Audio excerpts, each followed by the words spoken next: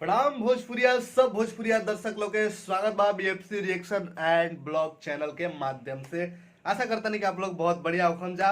हम जीजी तिवारी जी आप लोग के बीच में हाजिर बानी एक बार फिर से लेके गए और बवाल रिएक्शन जौन की पवन सिंह के आजकल तो गाना भी कम आ रहा बा, कोनो वीडियो उडियो आवत बाना से सोचनी है कि वो पवन सिंह के बहुत पहले वो गाना आई रहे, एगो भैया हमारे से डिमांड कैले रहन कहलू कि लइका बानी, बहुत जबरदस्त ही गाना रहे। आता ना ये गाना बाजल है बारात में डांस में, जब ये गाना रिलीज भरे और ऑडियो आई रहे, कमाल के गाना रहे। तो मैं देख लिया जाओ आखिर वीडियो में का शानदार डांस बा, का में कुछ नया बाटे हमू देखले नहीं की देखले, खाली पता हमारा रहे कि वीडियो एक आइल बाटे। तो एमे हीरोइन भी जे बाड़ी प्रियंका, पता नहीं हीरोइन के कुछ नाम हो, कुछ पवन पुत्र फिल्म की रह, प्रियंका रेवाड़ी शायद नाम है, देखिए नाम हमारे याद है। उतना खूबसूरत ही बाड़ी, उनका नाम जरूर ही याद हर आदमी को हो गई बा। बहुत ही भोला भी बाड़ी और खूबसूरत भी बाड़ी। तो देख ले जाओ आखिर पवन सिंह उनका संगे काहे में कह रहल बड़े, काहे उनका के कह रहल बड़े के कहलू कि लइका बानी। अब केकरा क्या कहत रहे चली देखो जब वीडियो में। एकरा पहले आप लोग से सब पवन सिंह के फैंस लोग से ये रिक्वेस्ट बाटे और भोजपुरिया दर्शक लोग के कि आपके भाई भी थोड़ा गाले वाला मैया कृपा से तो आप लोग प्यार आशीर्वाद जरूर हमरों के अपना दिल के कहीं कोना में जगह दे दीजा, जिससे सब कलाकार के आप लोग प्यार आशीर्वाद देवे नहीं जा। हमारे को गाना आइल बाटे एएफई भोजपुरी यूट्यूब चैनल पर, नीचे डिस्क्रिप्शन में लिंक बाटे। देशभक्ति गाना तो आप लोग सुनबे कहीं है जा। तो ये गाना के भी बहुत सुनी जा, बहुत अच्छा गाना बाटे और प्यार आशीर्वाद दी जा। और हमके इंस्टाग्राम पे जरूर फॉलो करी जा, और इंस्टाग्राम और फेसबुक पे बीएफसी रिएक्शन के पेज आईडी बनल बा, ओकरा के भी फॉलो कर जाओ। भी कई गो रिएक्शन जोन वाला यूट्यूब पर आदमी ना डाल पावेला, ब्लॉग कर दिया जाला कंपनी दोला, तो वही आप लोग के बीच में देखे के मिली। तो चलिए रिएक्शन शुरू कर जाओ। अरे कहे कुछ साइड पर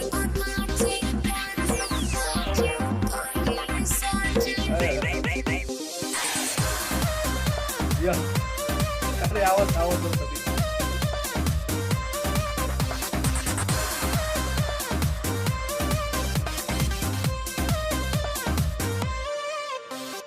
ए हमरानी औले जवानी काहे को देलो नहदानी।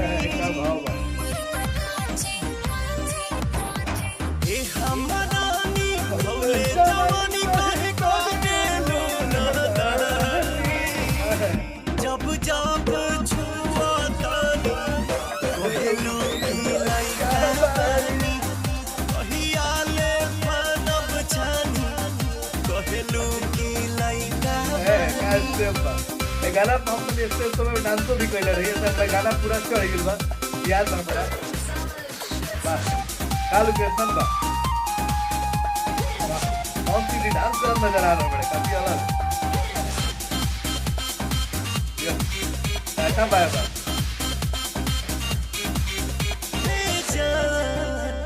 जानी बना बदनी के जान भावे में करे तो साजिया बिहार। छोटे छोटे चूड़ी हमरा आटेला कलाई में, लागी समय वही देह के ढलाई में। के बहाना पर बुझे मानो तो कोई से कटल जाई जानी। गाना वायरल वाला है। जब छुआतानी कहलो कि लइका बानी, कहियाले मानव छानी कहलो कि लइका बानी। क्या बचते पढ़ा तो लड़का बनी वाला गाना भी खूब बाजा रखा कि इस समय हम गाँव गए हर एक स्टेज हर एक बार आते हैं ज्यादा युवा लड़का पसंदीदा बन गई रहे गाना ऐसा बेटर तो बा। एक ये ड्रेस तो खींच देने वाला था, ड्रेस वाला ए हमरानी औले जवानी काहे को देलो नहदानी। बड़ा जल्दी खत्म कर दे हलो गाना को, और थोड़ा लंबा कोई ज्यादा मजा होता रहे देखे में।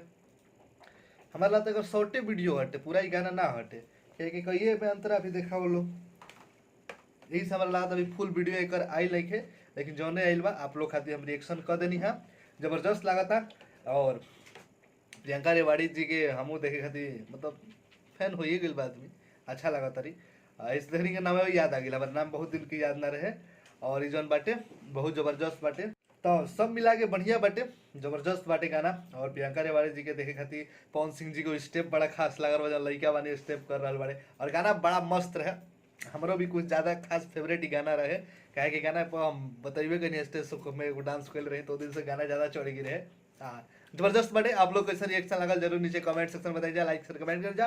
और भोजपुरी के वीडियो के नया नया जल्दी जल्दी जितना जल्दी फटाफट अपना भाषा में रिएक्शन देखे खातिर चैनल के फटाक तो सब्सक्राइब करके नोटिफिकेशन बेल आइकन जौन वाला ओकरा के ऑन कर लीजिए ताकि नोटिफिकेशन आपके पास पहुंचत रहे। और हमने इंस्टाग्राम में फॉलो कर जा, अपना भाई के तरह से प्यार आशीर्वाद दीजिए। जय भोजपुरी एकता बना के रखी जा।